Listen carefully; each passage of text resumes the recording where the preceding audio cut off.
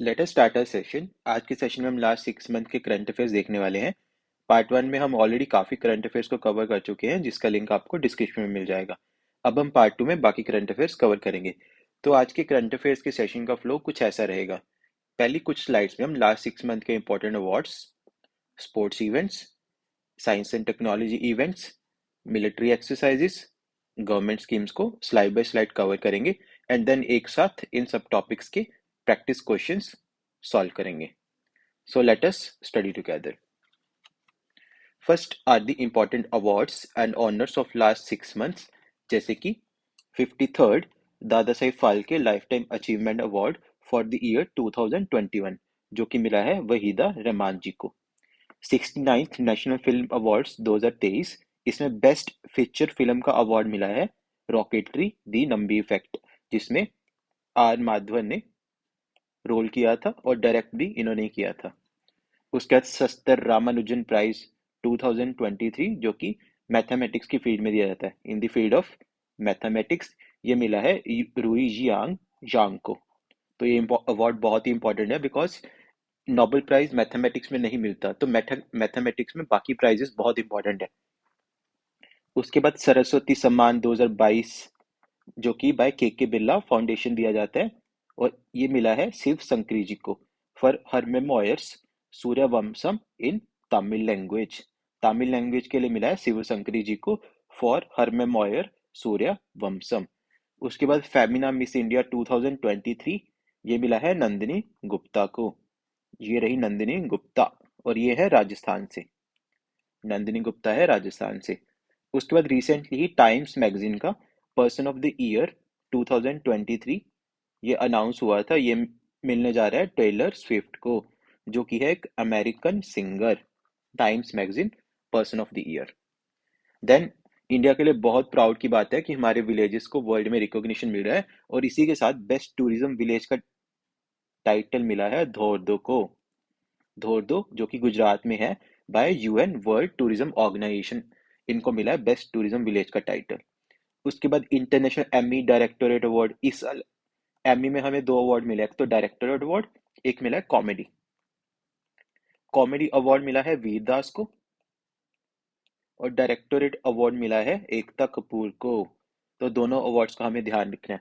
उसके बाद Booker's prize 2023 का अवार्ड मिला है पॉल लिंच को for his novel profit song. इसमें इंडियन ओरिजिन की जो ऑथर थी चेतना मरु, ये भी नॉमिनेट हुई थी, और इनकी बुक का नाम है द वेस्टर्न लेन। तो इस बुक का भी ध्यान रखना है क्योंकि ये नॉमिनेट हुई थी और ये इंडिया से है। उसके बाद PETA India's person of the year. Last slide में हमने देखा time magazines person of the year, यहाँ पे हम देख रहे हैं PETA India's person of the year 2023। ये मिला है दिया मिर्जा को। ये रही दिया मिर्जा। उसके बाद 7 स्वच्छ सर्वेक्षण अवार्ड्स 2022, क्लीनर सिटी का अवार्ड मिला है इंदौर को। क्लीनर सिटी का अवार्ड मिला है इंदौर को। मेजर ध्यानचंद खेल रत्न अवार्ड, जिसे पहले राजीव गांधी खेल रत्न अवार्ड भी बोला जाता था, राजीव गांधी खेल रत्न अवार्ड भी इसे कहा जाता था, ये मिला है सात्विक साईराज रंकी रेड्डी को एंड चिराग शेट्टी को बैडमिंटन के लिए। तो इन अवार्ड्स का भी हमें ध्यान रखना है। अगर हम लास्ट 6 मंथ के स्पोर्ट्स इवेंट की बात करें, तो रिसेंटली ही कंक्लूड हुए हैं 37th नेशनल गेम्स 2023, जो कि हुए थे गोवा में। इसका मैस्कोट हमारे एग्जाम पॉइंट ऑफ व्यू से बहुत इंपॉर्टेंट है। मोगा मोगा था इसका मैस्कोट, जो कि रिप्रेजेंट करता है इंडियन बाइसन को, और इसे टॉप किया है महाराष्ट्र ने विद 228 मेडल्स। तो टॉपर का ध्यान रखना है, महाराष्ट्र ने इन गेम्स में टॉप किया था विद 228 मेडल्स। उसके बाद रिसेंटली एटीपी फाइनल्स कंक्लूड हुए हैं टूरिन इटली में, और जिसे जीता है नोवेक जोकोविक ने टेनिस के लिए। नोवेक जोकोविक, ये रहे नोवेक जोकोविक, एटीपी फाइनल्स इन्होंने जीता है। उसके बाद सुल्तान ऑफ जोहर कप 2023, जो कि under 21 men's field hockey tournament है। पहले तो हमें यही पता होना चाहिए, इस पे सेपरेट क्वेश्चन बन सकता है कि सुल्तान ऑफ जोहर कप कौन सी स्पोर्ट से रिलेटेड है, तो ये रिलेटेड है हॉकी से। और ये टूर्नामेंट हुआ था मलेशिया में। इसको जीता है जर्मनी ने, और इंडिया ने इसमें ब्रॉन्ज मेडल जीता है। इंडिया ने जीता है ब्रॉन्ज मेडल। उसके बाद रिसेंटली ये डिसाइडेड हुआ है कि फीफा का वर्ल्ड कप 2026 ये होस्ट कौन करेगा, यूएसए मैक्सिको एंड कनाडा मिलके jointly USA, Mexico and Canada FIFA 2026 को होस्ट करेंगे। और 2022 कहाँ हुआ था? 2022 हुआ था कतर में, जिसको अर्जेंटीना ने जीता था। अर्जेंटीना और फ्रांस के बीच में फाइनल हुआ था, और हमें पता है लियोनेल मेसी ने कैसा खेला उसमें, और अर्जेंटीना जीत गया। Next is the oldest football tournament in Asia, Durand cup 2023। So this is the oldest football tournament of Asia, और ये जीता है मोहन बगान ने ईस्ट बंगाल को हरा के। मोहन बगान एसजी ने इसे जीता है ईस्ट बंगाल को हरा के, और इसमें गोल्डन बूट मिला है डेविड लाल संगा को। डेविड लाल संगा को गोल्डन बूट मिला है। उसके बाद रिसेंटली चेस वर्ल्ड कप 2023 भी हुआ। ये हुआ अजरबैजान में। इसमें मैग्नस कार्लसन ने इंडिया के आर प्रगनंदा को हराया। मैग्नस कार्लसन जो कि नॉर्वे से है, इन्होंने इसे जीता, और सेकंड पोजीशन मिली हमारे इंडिया से आर प्रगनंदा को, तो इसको भी ध्यान रखना है। उसके बाद वर्ल्ड एथलेटिक्स चैंपियनशिप हुई बुडापेस्ट हंगरी में, जिसमें नीरज चोपड़ा ने गोल्ड मेडल जीता। नीरज चोपड़ा ने गोल्ड मेडल जीता वर्ल्ड एथलेटिक्स चैंपियनशिप जैवलिन में। उसके बाद 19th एशियन गेम्स हुई, जो कि हैंगजू चाइना में हुई। हैंगजू चाइना में, इसको हम डिटेल में डिस्कस करेंगे, डिटेल में डिस्कस करेंगे क्वेश्चंस के थ्रू। जब हम प्रैक्टिस क्वेश्चन सॉल्व करेंगे तो उसको इसको हम डिटेल में इसके मेडल्स वगैरह डिस्कस करेंगे। उसके बाद चेस हिस्ट्री का first ever grandmaster brother sister pair बन चुका है R Vaishali and R Praggnanandhaa. R Praggnanandhaa हमने अभी अभी देखा, इन्होंने सेकंड पोजीशन जीता चेस वर्ल्ड कप में, और इन्हीं की सिस्टर रिसेंटली ग्रैंड मास्टर बनी है। इन्हीं की सिस्टर रिसेंटली ग्रैंड मास्टर बनी है, तो इन चीजों का भी हमें ध्यान रखना है। So last 6 month science and tech के परस्पेक्टिव से इंडिया के लिए बहुत ही अच्छे रहे। हमने सक्सेसफुली अपने lander Vikram and rover Pragyan को मून के साउथ पोल पे लैंड करवाया। मून के साउथ पोल पे सॉफ्ट लैंडिंग हुई थ्रू चंद्रयान 3 मिशन।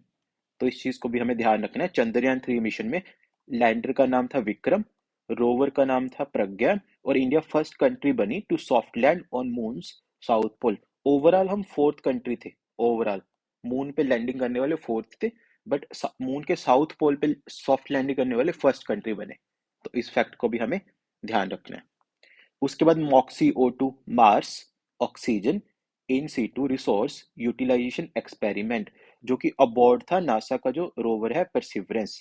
नासा का जो मार्स का रोवर है ना परसिवरेंस, उस पे ये इंस्ट्रूमेंट लगा हुआ है मॉक्सी, जिससे ऑक्सीजन की प्रोडक्शन होती है। ऑक्सीजन की प्रोडक्शन ऑन मार्स, तो इस इंस्ट्रूमेंट का हमें ध्यान रखना है। उसके बाद नेक्स्ट कार 19, जो कि है इंडिया का first indigenously developed CAR T cell therapy for cancer treatment.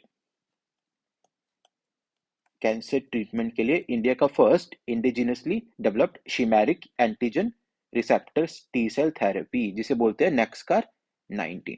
तो इस टर्म का हमें ध्यान रखना है। उसके बाद लूना 25, जो कि रशिया का फेल्ड मून लैंडिंग मिशन था।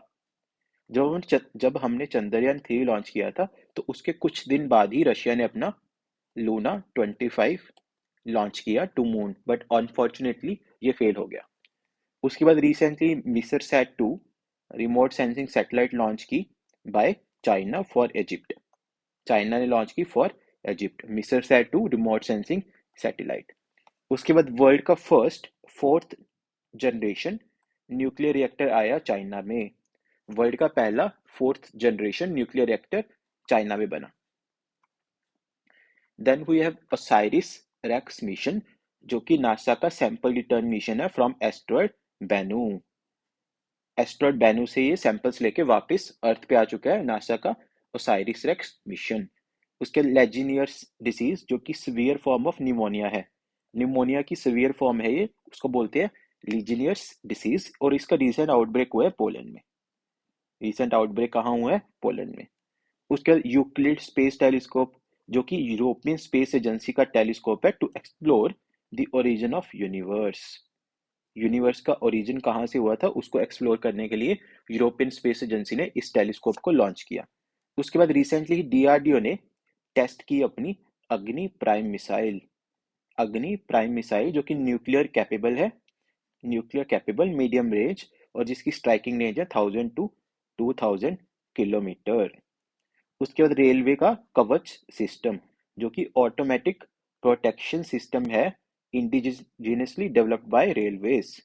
इंडियन रेलवेज ने automatic train protection system develop किया है जिसको बोलते हैं कवच। और इसमें अगर आप देख सकते हैं डायग्राम में, एक ट्रेन यहाँ से आ रही है और एक ट्रेन दूसरी साइड से आ रही है। जब दोनों एक ही ट्रैक पे होंगे तो ये सिस्टम अपने आप एक्टिवेट हो जाता है और ट्रेन्स को रोक देता है। अगर एक ही ट्रैक पे हुई दोनों ट्रेन्स, और ये जीपीएस के थ्रू चलता है और ट्रेन्स को रोक देता है, तो इसे बोलते हैं कवच प्रोटेक्शन सिस्टम।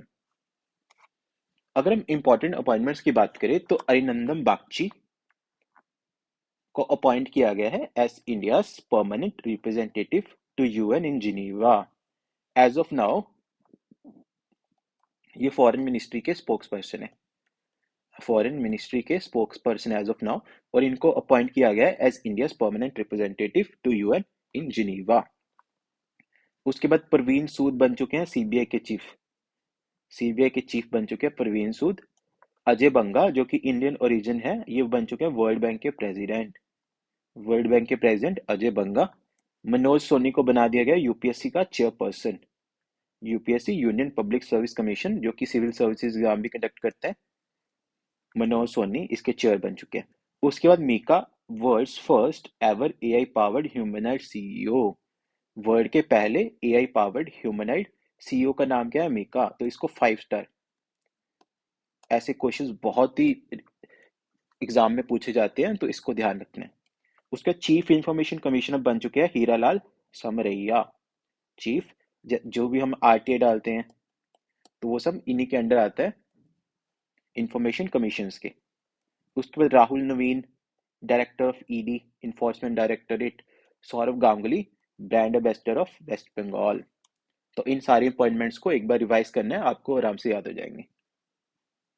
सो लास्ट 6 मंथ में इंडिया ने काफी मिलिट्री एक्सरसाइज होस्ट की, जैसे कि एक्सरसाइज मित्र शक्ति 2023 जो कि इंडिया और श्रीलंका के आर्मीज के बीच हुई इन पुणे।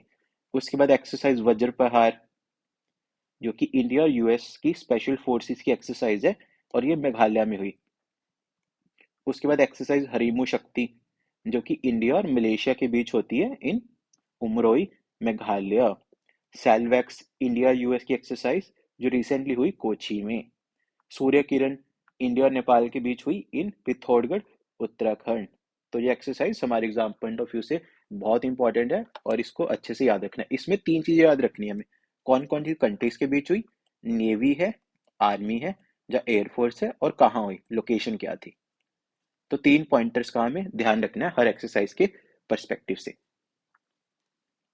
तो इंडिया एक वेलफेयर स्टेट है एंड इसी सोच के साथ हमारी गवर्नमेंट काफी स्कीम्स को लॉन्च करती है फॉर कॉमन पीपल, जैसे कि वाइब्रेंट विलेजेस प्रोग्राम, जो कि recently home minister Amit Shah ji ने लॉन्च किया था इन अरुणाचल प्रदेश। और इसका एम था to development of villages on the northern border, thus improving the quality of life. Northern border पे जो विलेज हैं उनकी इम्प्रूवमेंट करना, क्वालिटी ऑफ लाइफ। और ये कौन कौन से एरियाज कवर करेगा? हिमाचल प्रदेश, उत्तराखंड, अरुणाचल प्रदेश, सिक्किम एंड लद्दाख। तो वर्चुअली जो चाइना से लगते हैं। अगर हम इंडिया चाइना बॉर्डर की बात करें तो ये सारी स्टेट्स चाइना से लगती हैं।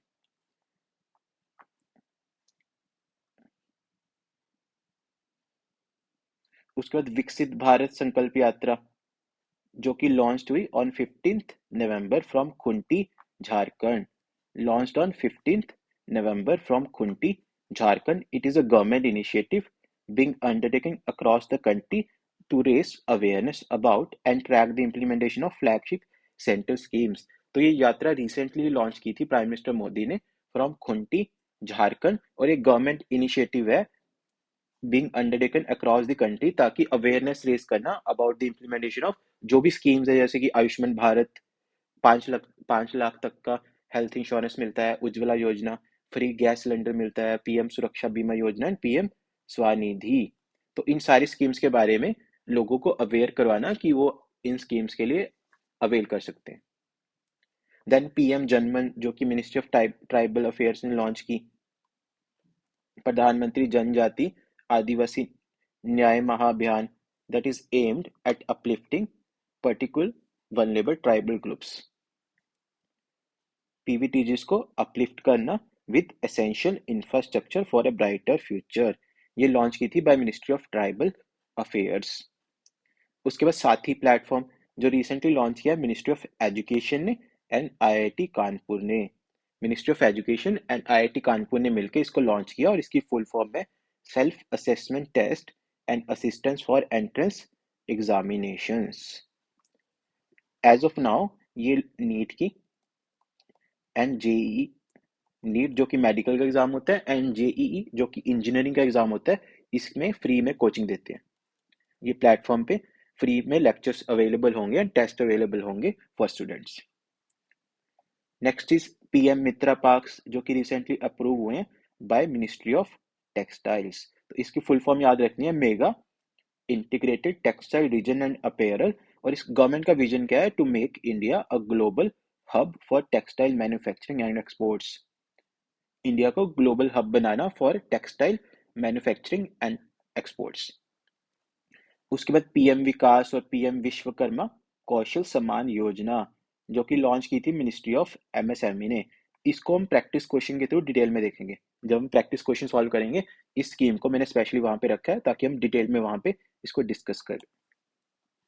उसके बाद स्वामित्व स्कीम जो कि 2021 में लॉन्च हुई थी बाय मिनिस्ट्री ऑफ पंचायती राज। इसमें विलेज की जो लैंड्स होती हैं, विलेज एरियाज में जो भी लैंड्स है, उनकी मैपिंग करना और उनका सर्वे करना ताकि लोगों को इंटीग्रेटेड प्रॉपर्टी वैलिडेशन सोल्यूशन मिल सके। तो इस चीज़ का ध्यान रखना है। उसके बाद पीएम पीवीटीजी डेवलपमेंट मिशन जो कि 2023 में मिनिस्ट्री ऑफ ट्राइबल अफेयर्स की तरफ से लॉन्च किया था। लास्ट स्लाइड में हमने देखा था पीएम जनमन। पीएम जनमन अभियान इसी स्कीम के अंदर लॉन्च हुआ था। जो पीएम जनमन अभियान था वो पीवीटीजी डेवलपमेंट मिशन के अंदर ही लॉन्च हुआ था to improve the socio economic conditions of the PVTGs. उन्हें सेफ हाउसिंग मिले, clean drinking water, sanitation, improved access to education, health and nutrition, road and telecom connectivity, and sustainable livelihood opportunities. उसके बाद अगर हम international summits की बात करें तो 2023 में इंडिया ने काफ़ी समिट्स की मेजबानी की, जैसे कि SCO summit 23rd SCO summit 2023 जो कि इंडिया ने होस्ट किया। G20 हमने लास्ट पार्ट 1 में देखा था, G20 समिट भी इंडिया ने सक्सेसफुली होस्ट किया न्यू दिल्ली में। उसके बाद 42nd एशियन समिट 2023 जो कि इंडोनेशिया में हुआ। नेटो समिट हुआ लिथुआनिया जो कि यूरोपियन कंट्री है। Second voice of global south summit, ये भी इंडिया ने होस्ट किया था रिसेंटली वर्चुअली। और उसके बाद 30th एपेक समिट 2023 जो कि हुआ सैन फ्रांसिस्को यूएसए में। इसमें एक बात नोट करनी है, इंडिया एशियन का मेंबर नहीं है, नेटो का मेंबर नहीं है और एपेक का भी मेंबर नहीं है। तो तीनों का इंडिया मेंबर नहीं है, तो इस चीज को हमें ध्यान में रखना है। सो पार्ट 1 में हमने जुलाई से अक्टूबर तक के इंपॉर्टेंट डेज एंड थीम्स देखे। अब हम देखते हैं नवंबर से दिसंबर के। First is national education day जो कि ऑब्जर्व किया जाता है on November 11th। November 11th को ऑब्जर्व किया जाता है on the birth anniversary of मौलाना अबुल कलाम आजाद जो कि फर्स्ट एजुकेशन मिनिस्टर थे इंडिया के। फर्स्ट एजुकेशन मिनिस्टर थे इंडिया के, उनकी बर्थ एनिवर्सरी के ऊपर ये ऑब्जर्व किया जाता है। उसके बाद कॉन्स्टिट्यूशन डे जो कि 26 नवंबर को ऑब्जर्व किया जाता है। वर्ल्ड एड्स डे जो कि दिसंबर 1 को ऑब्जर्व किया जाता है। महापरिनिर्वाण दिवस दिसंबर 6 को ऑब्जर्व किया जाता है जो कि डेथ एनिवर्सरी होती है डॉक्टर बी आर अम्बेडकर की। Armed forces flag day December 7th, international human rights day December 10th and Vijay Diwas जो कि दिसंबर 16th को ऑब्जर्व किया जाता है as a valour and sacrifice of the Indian armed forces during the 1971 war against Pakistan. तो इसको भी हमें अच्छे से ध्यान में रखना है। Now let us solve some practice questions. Which village in Gujarat's Kutch district has been honored with the Best Tourism Village title by UNWTO? United Nation World Tourism Organization ने धोर्दो को डिक्लेयर किया एज बेस्ट टूरिज्म विलेज। इसको हमने slide में भी देखा था जब हमने अवार्ड्स देखे थे। तो इसको ध्यान रखना है, बाय UNWTO। और ये होस्ट करता है रण उत्सव। रण उत्सव भी ये होस्ट करता है धोर्दो। Which country's chief justice recently received Harvard Law School's award for global leadership? तो ये मिला है इंडिया के डीवाई चंद्रचूड़ को, जो कि चीफ जस्टिस ऑफ इंडिया है, DY Chandrachud. International film festival of India has been hosted annually in Goa since. तो international film festival of India 1952 में एस्टैब्लिश हुआ था, 1952 में एस्टैब्लिश हुआ, और ये गोवा में हो रहा है 2004 से।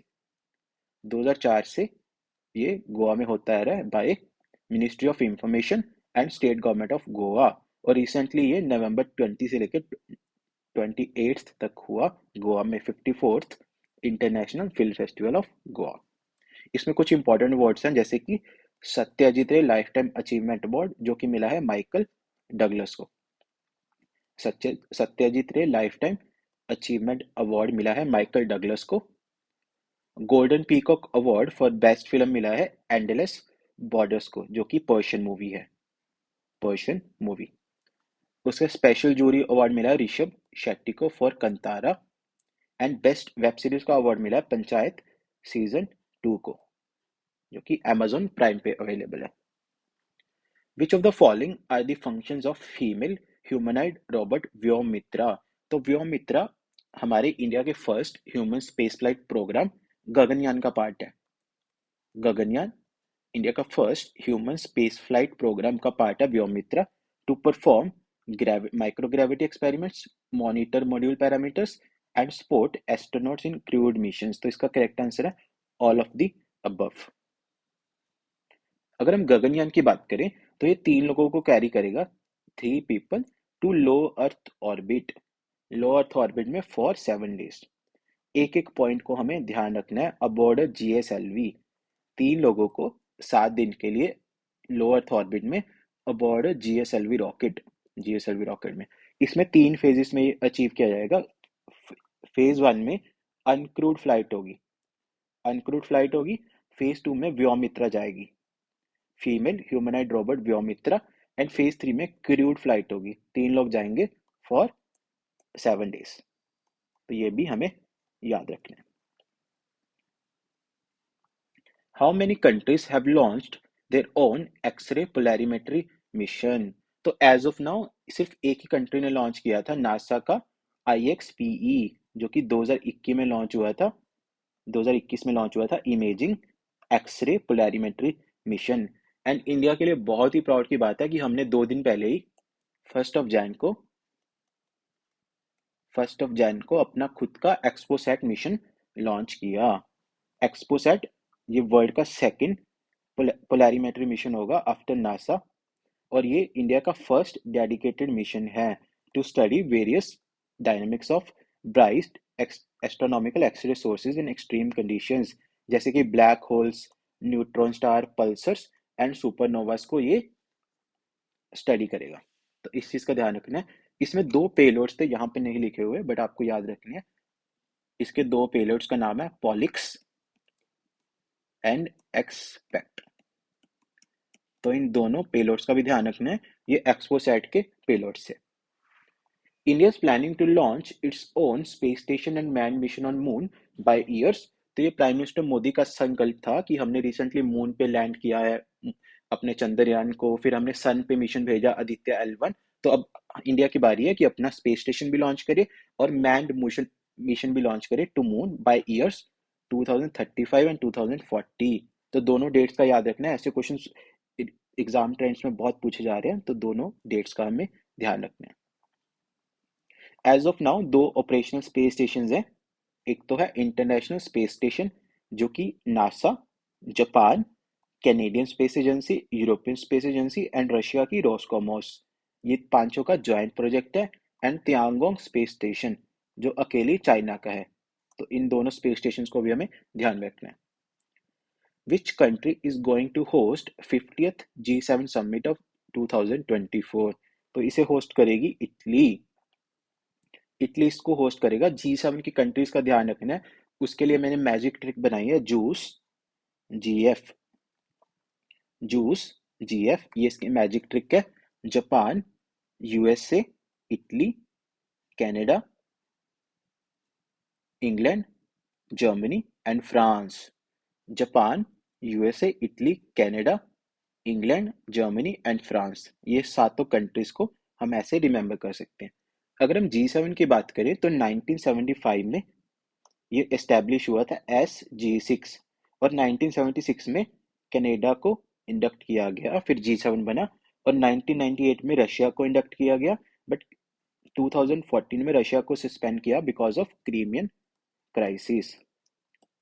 रशिया ने क्रीमिया को एनेक्स किया था, क्रीमियन एनेक्सेशन की वजह से रशिया को सस्पेंड किया था। और रिसेंटली हिरोशिमा में 49th G7 समिट हुआ, 49th G7 समिट हुआ हिरोशिमा जापान में, जिसमें प्राइम मिनिस्टर मोदी ने भी पार्टिसिपेट किया था as a guest country.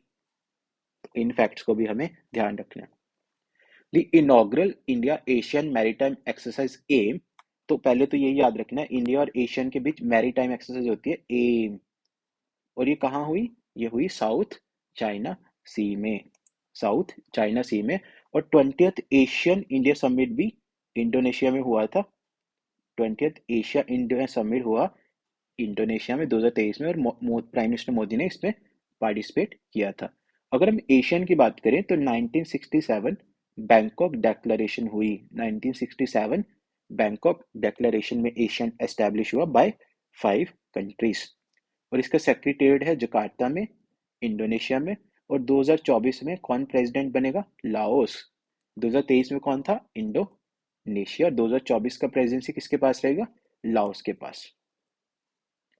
Defence minister Rajnath Singh attended the 10th Asian defence ministers meeting plus held in, तो ये भी हुई थी इंडोनेशिया में, ये हुई थी इंडोनेशिया में, between Asian countries and its 8 dialogue partners.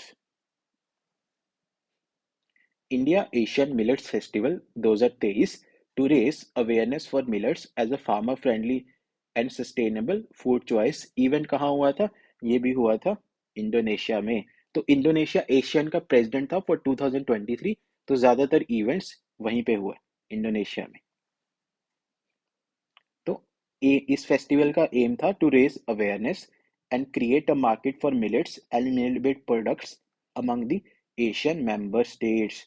और 2023 को रिकॉग्नाइज भी किया गया है as international year of millets by UN FAO, food and agriculture organization की तरफ से 2023 था इंटरनेशनल ईयर ऑफ मिलेट्स। आप लोग कमेंट बॉक्स में बताना कि 2024 को किस चीज के लिए इंटरनेशनल ईयर डिक्लेयर किया है एफएओ ने रिसेंटली, रिसेंटली कौन सा ईयर, सॉरी 2024 को किस चीज के लिए इंटरनेशनल ईयर डिक्लेयर किया है। और एशियन मेंबर स्टेट्स के लिए मैंने एक शॉर्ट ट्रिक बनाई है, TV clip of MBBS. G7 में हमने देखा, G7 की ट्रिक क्या थी? जूस जीएफ, जूस जीएफ, और इसकी 10 मेंबर्स हैं, इसकी शॉर्ट ट्रिक बनेगी टीवी क्लिप ऑफ एमबीबीएस, तो इसको आप देख सकते हैं। Recently passed away at 96, India's first female Supreme Court judges, India की पहली महिला सुप्रीम कोर्ट जज थी जस्टिस फातिमा बीवी, जिनका रिसेंटली देहांत हो चुका है। और ये 1989 में सुप्रीम कोर्ट में अपॉइंट हुई थी और 1992 तक इन्होंने वर्क किया। उसके बाद इन्होंने as a member of national human rights commission भी वर्क किया एंड गवर्नर बनी तमिलनाडु की फ्रॉम 1997 टू 2001। अभी तक 11 फीमेल जस्टिस रह चुकी हैं सुप्रीम कोर्ट में, प्रेजेंटली 3 हैं, justice Hema Kohli, Bela Trivedi and BV Nagarathna India की फर्स्ट फीमेल चीफ जस्टिस भी बनेंगी इन 2027 फॉर 36 डेज। 2027 में इंडिया की पहली female supreme court chief justice बनेगी for 36 days. India Sri Lanka joint military exercise Mitra Shakti commences इन, तो ये कहाँ हुई थी? ये हुई थी पुणे में। इसको हमने मिलिट्री एक्सरसाइज की स्लाइड में भी देखा था, ये एक्सरसाइज हुई थी पुणे में। Recently, IIT Rockford discovered rare metal tantalum in which of the following rivers of Punjab? कौन सी रिवर पे टेंटेलम डिस्कवर किया था आईआईटी रोकपर ने? तो ये डिस्कवर हुआ था सतलुज रिवर पे, सतलुज रिवर पे। और इसको लेड किया था डॉक्टर रश्मि सेबेस्टियन ने, डॉक्टर रश्मि सेबेस्टियन ने इसको लेड किया, और इसका एटॉमिक नंबर है 73, टेंटलम का एटॉमिक नंबर है 73, और ये डक्टाइल होता है, इसको वायर्स में विदाउट ब्रेकिंग स्ट्रेच किया जा सकता है। Which Irish author's novel Prophet Song was recently named the winner of the Booker's Prize? तो ये भी हमने डिस्कस किया था अवार्ड्स वाली स्लाइड में। ये मिला है पॉल लिंच को। और इंडियन ओरिजिन की ऑथर चेतना मारू भी इसमें शॉर्टलिस्ट हुई थी, द वेस्टर्न नेन के नॉवल का नाम। The राष्ट्रीय एकता दिवस is celebrated on 31st October to mark the birth anniversary of राष्ट्रीय एकता दिवस, जो कि 31st अक्टूबर को सेलिब्रेट किया जाता है to mark the birth anniversary of Sardar Vallabh Bhai Patel. ये रहा स्टैच्यू ऑफ यूनिटी। तो स्टैच्यू ऑफ यूनिटी ये वर्ल्ड का टॉलेस्ट स्टैच्यू है जो कि गवर्नमेंट ऑफ इंडिया ने बनाया था ऑन हिज बर्थ एनिवर्सरी 2018 में। 2018 में डेडिकेट किया था सरदार वल्लभ भाई पटेल को, जो कि सेलिब्रेट होता है एज नेशनल यूनिटी डे और राष्ट्रीय एकता दिवस। Which of the following states has recently released its caste census report? कौन सी स्टेट ने रिसेंटली अपनी कास्ट सेंसस रिपोर्ट रिलीज की? इसका करेक्ट आंसर है बिहार। ये रहे बिहार के CM Nitish Kumar. Vibrant Villages program was launched recently by Home Minister Amit Shah in Arunachal Pradesh. Arunachal Pradesh में इन्होंने ये प्रोग्राम लॉन्च किया to improve the quality of life of people living in the identified border villages, जो भी चाइना से लगती हैं। चाइना के साथ जो भी स्टेट्स लगती हैं उनके बॉर्डर एरियाज में लाइफ को इम्प्रूव करना। Which of the following sports personality won gold medal for India at World Athletics Championship 2023? तो ये जीता है नीरज चोपड़ा ने इन जैवलिन। नीरज चोपड़ा ने इन जैवलिन, और ये कहाँ हुआ था? बुडापेस्ट हंगरी में। बुडापेस्ट हंगरी में ये इवेंट हुआ था। Which of the following states won highest medals in recently held 37th National Games Goa? ये हमने स्पोर्ट्स इवेंट में डिस्कस किया था। इसका मैस्कोट था मोगा, जो कि रिप्रेजेंट करता है इंडियन बाइसोन को, और टॉप किया था महाराष्ट्र ने विद 228 मेडल्स। 228 मेडल्स के साथ टॉप किया था महाराष्ट्र में ने। और सेकंड पोजीशन आई थी सर्विसेज की, थर्ड पोजीशन थी हरियाणा की। और इसमें एक बात याद रखनी है, स्टेट और यूटीज विदाउट मेडल, जिनको कोई भी मेडल नहीं मिला, वो थी लद्दाख एंड मेघालय। लद्दाख एक यूटी है और मेघालय एक स्टेट है, तो इस दोनों का भी ध्यान रखना है। Which country recently became 95th member of International Solar Alliance? International Solar Alliance का 95th member कौन बना? ये बना चील, जो कि एक साउथ अमेरिकन कंट्री है। साउथ अमेरिका की कंट्री है चिले। और आईएसए फॉर्म हुआ था 2015 में at Paris, a joint efforts of India and France. और इसका ऑब्जेक्टिव क्या है? To work for the efficient consumption of solar energy to reduce dependence on fossil fuels. Fossil fuels पे डिपेंडेंस को रिड्यूस करना एंड सोलर एनर्जी पे काम करना। और इसका सेक्रेटेरिएट है गुरुग्राम में, Gurugram Haryana. Naval exercises Bongo Sagar and CORPAT were recently conducted between, ये रिसेंटली हुई थी इंडिया और बांग्लादेश के बीच में। Bongo Sagar and CORPAT naval exercise हुई थी बांग्लादेश के बीच में, India Bangladesh. India's first semi-high speed regional rail service Navbharat to be run between, India की पहली semi high speed regional rail service कहाँ रन कर रही है? ये रन कर रही है between Delhi and UP. Delhi UP, और इसका सिटी कहाँ है? मेरठ। यूपी में मेरठ में, दिल्ली और मेरठ के बीच ये लॉन्च हुई है। प्राइम मिनिस्टर मोदी ने इसको रिसेंटली लॉन्च किया था। पहले इसका नाम था रैपिड एक्स, और इसको रीनेम किया गया नमो भारत। फर्स्ट फेज में दुहाई Sahibabad section of Delhi Meerut corridor was recently inaugurated by Prime Minister Modi. Which of the following dam is to be built within Panna Tiger Reserve as part of Ken-Betwa River Interlink Project? कौन सा dam बनेगा पन्ना tiger reserve के बीच में as part of Ken Betwa river interlink? तो ये है धोधन dam. धोधन dam, ये रही बेतवा, ये रही केन, दोनों यमुना की ट्रिब्यूटरीज हैं। तो ये भी याद रखना, केन बेतवा यमुना की ट्रिब्यूटरी है, और यहीं पे बनेगा पन्ना टाइगर रिजर्व। ये रहा पन्ना टाइगर रिजर्व पे बनेगा Daudhan dam. It aims to transfer Ken river, जो कि मध्य प्रदेश में है, उसका पानी बेतवा में ट्रांसफर करना to irrigate to drought prone Bundelkhand region. Rafah border crossing is the primary crossing between, तो ये रिसेंटली न्यूज में थी, हमें पता है, इजराइल और हमास के बीच वॉर चल रहा है इन गाजा स्ट्रिप। तो ये जो भी ह्यूमैनिटेरियन एड गाजा में भेजी जा रही है इजिप्ट की साइड से, उसका नाम है Rafah border crossing. Rafah border crossing Egypt और गाजा के बीच में है, और इजिप्ट से गाजा में ह्यूमैनिटेरियन एड जैसे फ्यूल एंड मेडिसिन यहीं से भेजी जा रही है।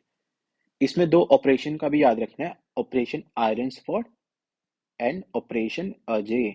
तो ऑपरेशन आयरन स्वॉर्ड इसराइल ने लॉन्च किया था ताकि हमास का नामो निशान मिटाया जा सके, और ऑपरेशन अजय इंडिया का ऑपरेशन है to evacuate Indian citizens from Israel. तो दोनों ऑपरेशंस का भी हमें याद रखना है। India clinched triple one medals at the fourth Asian para games. कहाँ हुई थी? ये हुई थी चाइना में, हैंगजू, चाइना। ये पैरा एशियन गेम्स है और एशियन गेम्स भी यहीं पे हुई थी। एशियन गेम्स भी यहीं पे हुई थी, और इंडिया ने 29 गोल्ड, 31 सिल्वर एंड 51 ब्रॉन्ज जीते, और सबसे ज्यादा मेडल हमें मिले एथलेटिक्स में 55, और शीतल देवी ने आर्चरी में जीते 3 मेडल, 2 गोल्ड एंड 1 सिल्वर। तो इसको हमें याद रखना है, 5 star. Recently inaugurated Maitri Super Thermal Power Project is located in which country? तो ये लोकेटेड है बांग्लादेश में, और ये इंडिया और बांग्लादेश के बीच की कॉपरेशन थी, इंडिया और बांग्लादेश में।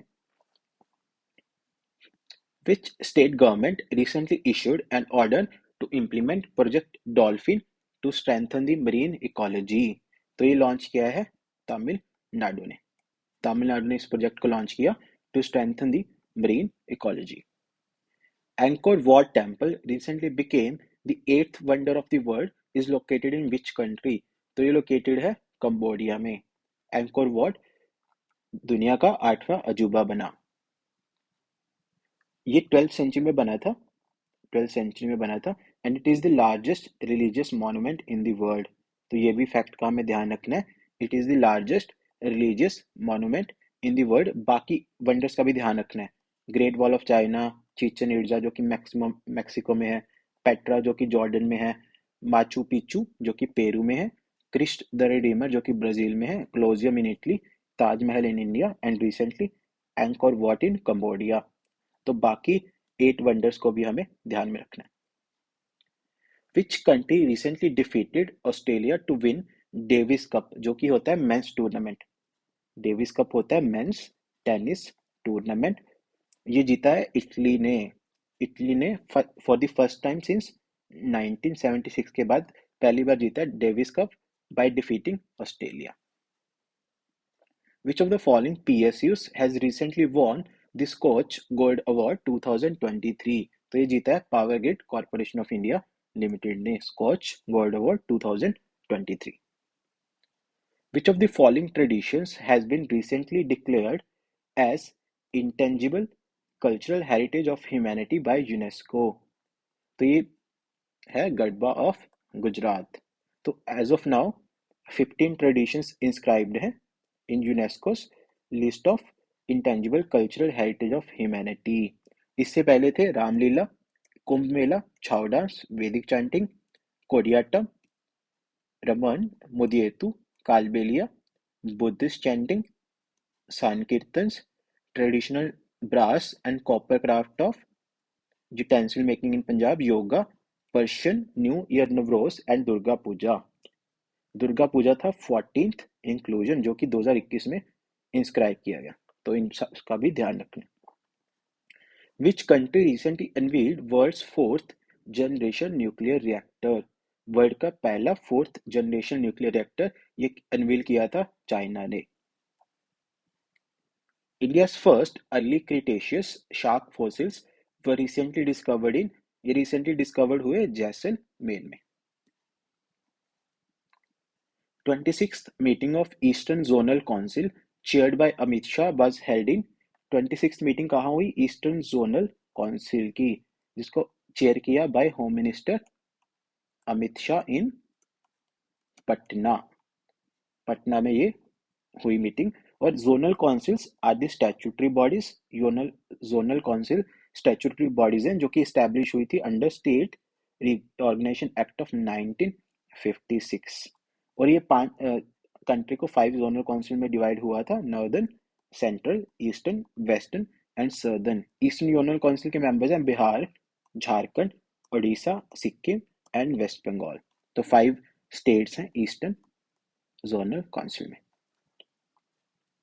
Which Indian cricketer was recently nominated for 2023 arjuna award?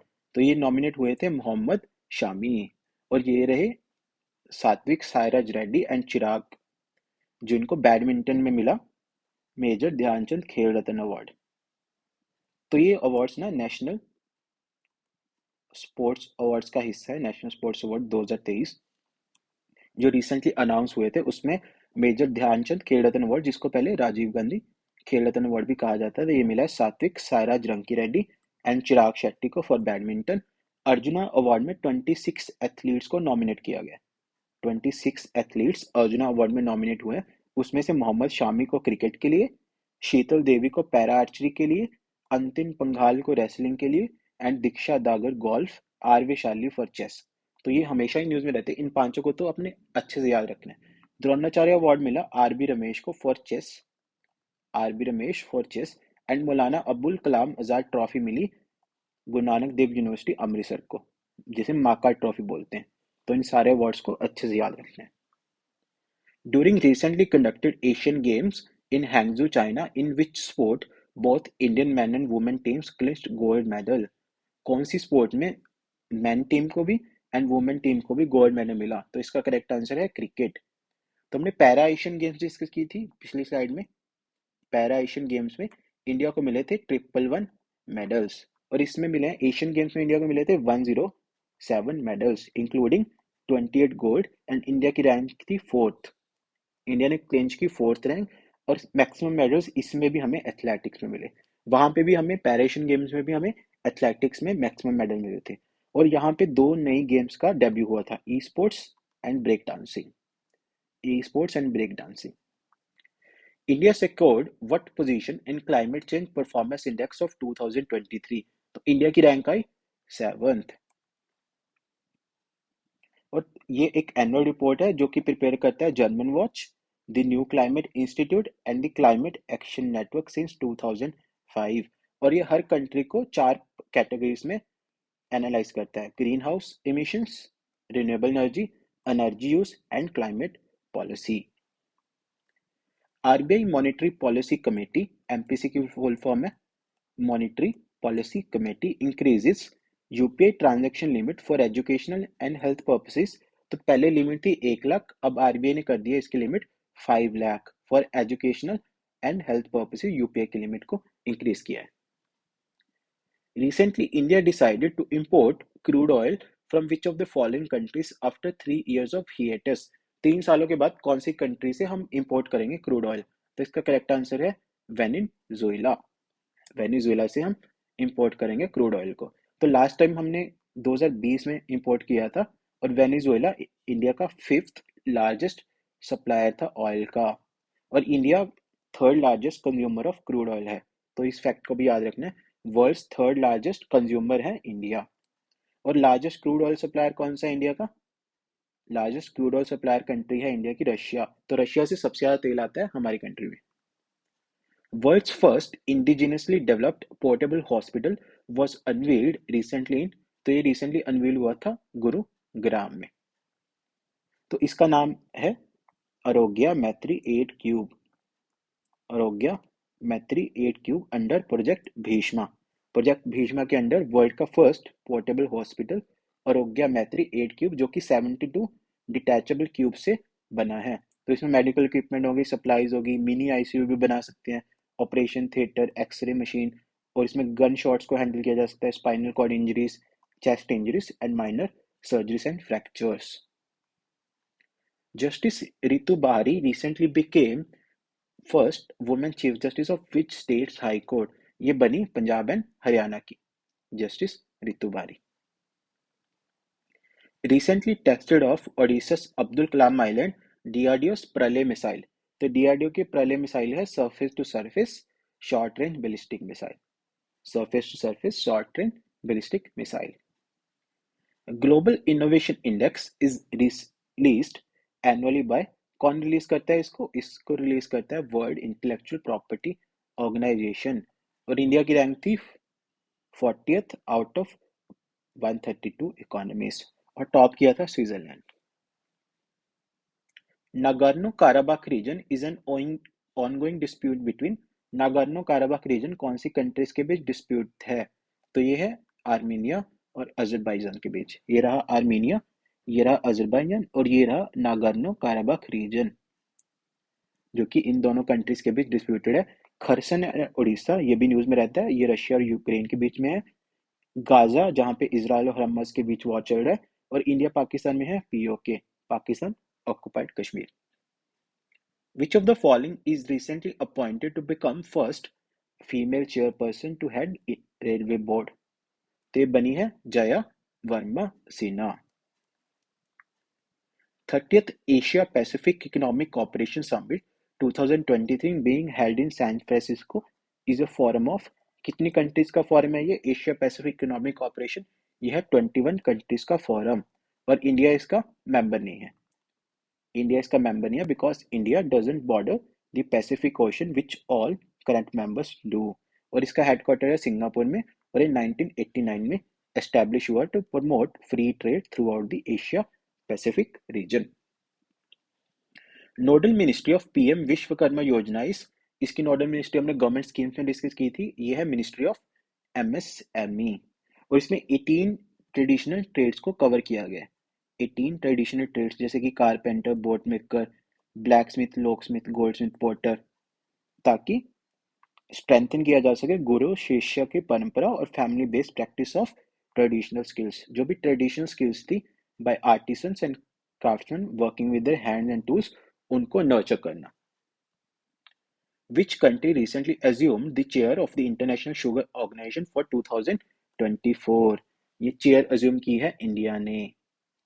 अगर हम शुगर की बात करें तो इंडिया लार्जेस्ट कंज्यूमर है एंड सेकंड लार्जेस्ट प्रोड्यूसर है शुगर का इन द वर्ल्ड। हम सबसे ज़्यादा कंज्यूम करते हैं and second largest producer after Brazil. Largest producer है ब्राज़ील, और इसका हेडक्वार्टर है लंदन में, इंटरनेशनल शुगर ऑर्गेनाइजेशन का। Jamrani dam multipurpose project is situated in which state? तो ये सिचुएटेड है उत्तराखंड में, और रिसेंटली इसको इंक्लूड किया गया अंडर प्रधानमंत्री Krishi Sinchai Yojana and accelerated irrigation benefit programme. Akash surface-to-air missile system recently engaged 4 aerial targets simultaneously at an altitude of 25 kilometre.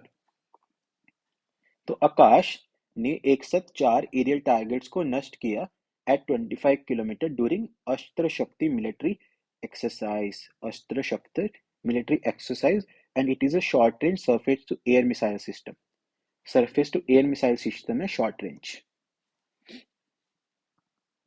Which state topped the inaugural Khelo India para games 2023, जो कि recently हुई new Delhi में? Khelo India para games first inaugural है, ये first है, तो इसको top किया हरियाणा ने।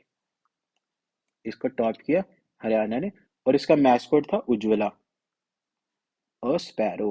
और इसमें 7 स्पोर्ट्स थी: athletics, shooting, archery, football, badminton, table tennis and weight lifting. Prime Minister Modi inaugurated the world's largest meditation center, Swarved Mahamandir. दुनिया का largest meditation centre Swarved Mahamandir कहाँ है? ये बनेगा वाराणसी में, सॉरी इनॉग्रेट किया है वाराणसी में। So it is a magnificent 7-floor temple located in Varanasi, जिसमें 20,000 लोग एक टाइम पे मेडिटेशन कर सकते हैं। Recently, India launched its first winter science expedition to the Arctic regions. कौन सा रिसर्च स्टेशन है वहां पे? वहां पे है हिमाद्री रिसर्च स्टेशन। और ये बाकी जो रिसर्च स्टेशन है मैत्री, भारती एंड दक्षिण गंगोत्री, ये है अंटार्कटिका में। तो इनको भी ध्यान रखना, ये भी न्यूज में रहते हैं। ये अंटार्कटिका में है, ये बना है आर्कटिक में। तो इंडिया का पर्पस है कि हम unique scientific observations during polar nights where there is no sunlight for nearly 24 hours, ताकि इंडिया को global climate, sea levels and biodiversity का पता चल सके। Which country topped global remittances according to recent World Bank report? World bank की recent report के मुताबिक India ने टॉप किया है इन ग्लोबल रेमिटेंसेस। कौन सी रिपोर्ट थी? Migration and development brief report, और इसमें इंडिया ने $125 बिलियन रीच किया है। और बाकी कंट्रीज हैं Mexico, China, Philippines, Egypt. Which organization was awarded the Leif Erikson Lunar Prize by Iceland's Husavik Museum? तो कौन सी कंट्री ऑर्गेनाइजेशन को अवार्ड मिला है लीफ एरिक्सन प्राइज? ये मिला है इसरो को फॉर चंद्रयान 3 सक्सेस। चंद्रयान 3 की सक्सेस के लिए इसरो को मिला है ये prize. Kerala's Sheikh Hasan Khan recently scaled Mount Vinson. Mount Vinson कहाँ का हाईएस्ट पीक है? This is the highest peak of Antarctica. Recently passed by Parliament, Bharatiya Nyaya Sanhita bill seeks to replace। तो रिसेंटली पार्लियामेंट ने 3 बिल्स पास किए थे न्याय संहिता बिल, जो कि रिप्लेस करेगा इंडियन पिनल कोड 1860 को। तो इसका हम थोड़ा सा स्निपेट देखते हैं। भारतीय न्याय संहिता बिल जो कि रिप्लेस करेगा आईपीसी इंडियन पिनल कोड 1860 को, भारतीय नागरिक सुरक्षा बिल जो कि रिप्लेस करेगा क्रिमिनल प्रोसीजर कोड 1973 को, एंड भारतीय साक्ष्य संहिता बिल जो कि रिप्लेस करेगा इंडियन एविडेंस एक्ट ऑफ 1872। अगर हम भारतीय न्याय संहिता की बात करें तो रिप्लेस करेगा सेडिशन को विद ट्रीजन। मॉब लिंचिंग को एज अ सेपरेट ऑफेंस लाया गया है, कम्युनिटी सर्विस को एज अ ऑल्टरनेटिव पनिशमेंट दिया गया है। और भारतीय नागरिक सुरक्षा की बात करें तो इसमें जीरो एफआईआर का कॉन्सेप्ट है, appointment of independent director of prosecution, victim centric justice. Bharatiya Sakshya Sanhita bill की बात करें तो कंसेक्चुअल सेक्स विद वाइफ, इसकी एज लिमिट इंक्रीज किया from 15 years to 18 years. Snatching को एज अ सेपरेट ऑफेंस दिया गया, और ईएफआईआर और एनजीओस और third parties can not file mercy petitions, and inclusion of electronic evidence. इसको हम डिटेल में एक सेपरेट क्लास में डिस्कस करेंगे, बट ऊपर ऊपर से आपको थोड़ा बहुत पता होना चाहिए। After beating Rajasthan by 30 runs, which state won Vijay Hazare trophy of 2023? तो ये जीती है हरियाणा ने। Which player is named Men's FIH Player of the Year 2023 by International Hockey Federation? International hockey federation ने किसको डिक्लेयर किया है as men's FIH player of the year 2023, और ये बने हैं हार्दिक सिंह। यैंडी वॉर्ड बनी है वुमेन FIH प्लेयर, यैंडी वॉर्ड वुमेन्स FIH प्लेयर। और FIH goalkeeper of the year ये बना है सविता पुनिया को, सविता पुनिया को FIH goalkeeper of the year. तो इंटरनेशनल हॉकी फेडरेशन 1924 में फाउंड हुई थी, और इसका हेडक्वार्टर है लॉजेन, स्विट्जरलैंड में। तो इस फैक्ट को भी हमें ध्यान रखें। So that is it for this class. Please like, share, subscribe and comment your feedback. इसकी पीपीटी का लिंक आपको डिस्क्रिप्शन में मिल जाएगा। Thank you and best wishes for your exams.